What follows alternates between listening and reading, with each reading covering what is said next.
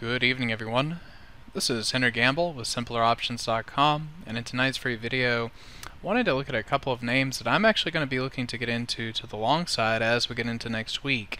Now, of course, through the long weekend, I always like to see where things open up on Tuesday, but provided we open up in the vicinity of where we close today on Friday, these will be some names that I'm looking to buy. Now, when you look at Apple, you've got some nice consolidation here near the highs after holding a symmetrical pullback into the decline that we saw precede the rally.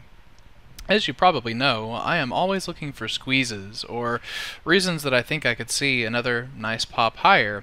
The weekly squeeze here has already fired to the long side. It's 3 bars in, so it's the idea that it may have a little bit more strength to push behind it, but there's nothing off the daily. However, if you drop down into some of these intraday time frames, I like using a 195-minute chart. It's just a good, maybe a slightly alternative way of looking at chunks in time, and you can see that this is a very nice squeeze that's setting up.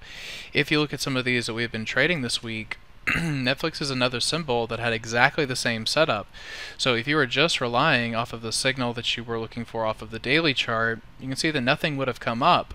But if you're also keeping an eye on these, not 5 and 15 minutes so much, but really the 4-hour, 195-minute time frames, these can really provide some excellent moves. So we traded Netflix and it worked it out perfect off of those. Apple has the same potential, and then a third one that you could consider also is going to be Alibaba.